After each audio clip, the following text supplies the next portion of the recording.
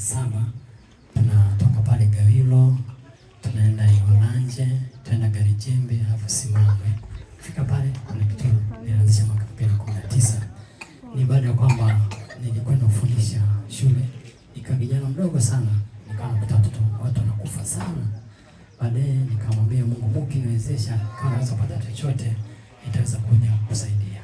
Baada ya miaka 17 nimetoka Mbeya nikarudi huko, nikakuta wanafunzi nilikuwa nafundisha hapa wamekufa, wameacha watoto yatima, ndio nikaanza project hiyo. Sasa ni watoto kama zaidi ya 100. Sasa hapa ilikuwaje tukaanza hapa? Sisi Mungu alitujalia na mama tukapata kiwanja pale ng'ambo. Ukaonekana kama mtika kwanza mpaka Bobondeni ndio tuna kiwanja kwa mlima mkubwa. Tukaanza kulevo na nyumba yetu kwa haya mabati. Tumekaa kwa haya mabati, vipande vingine viko kule pale full suite miaka 3. Ilikuwa ndio nyumba yetu. Mimi natoka hapa naenda Mbeya, nikipata wadau kama nyinyi tunaenda kusaidia watoto. Siku moja tuko ndani kapigiwa simu na dada mmoja hapo Goba Center. Hiyo binti alikuwa na rafiki yake ametembelea. Hiyo binti kama amejificha amekimbia nyumbani, kama amefungua mtoto baada ya siku nne kama kusema kana kunitupa. Hiyo dada akapiga simu, kipiga simu hiyo namba ambayo nilikuwa natumia Mbeya. Aliponipigia mimi niko hapa. Nikamwambia mama twende tukaangalie yule mtoto. Tulifika pale tukakuta mtoto analia sana anajinyosha. Haraka tukaanza kumshauri binti kama sasa tunaweza kuchukua mtoto. Sasa mimi naomba mchukue wala tutakishane na wala sitaki nijue nyinyi mnakaa wapi. Chukueni muondoke tu mimi siwezi kwa sababu sina chakula. Na yule binti kama mhifadhi alikuwa na chakula. Akatoka kama nimetumia mbinu zote za kutoa mimba imeshindikana. Hatimaye nimejifungua huyu mtoto.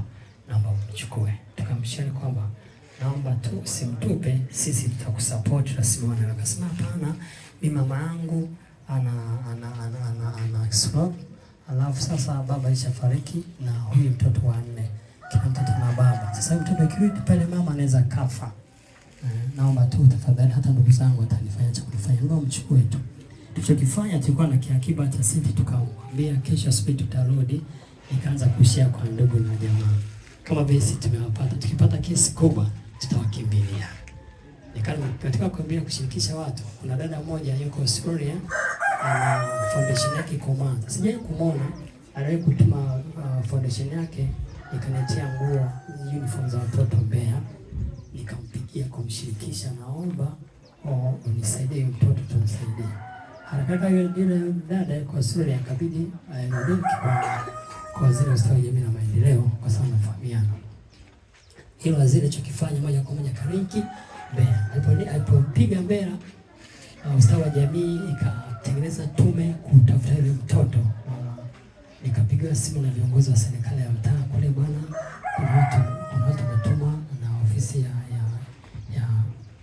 ya ustawi wa jamii kuja kufunga kituo chako, kama kuna mtoto mmoja unamsambaza mtandaoni unaombea pesa. Kandia hapana, huyu mtoto yuko Dar es Salaam. Kidogo kuna mambo yatokea hapo, ndio tukapata idea na mama, bwana tufungue shirika ambalo itaweza kuoperate nchi nzima.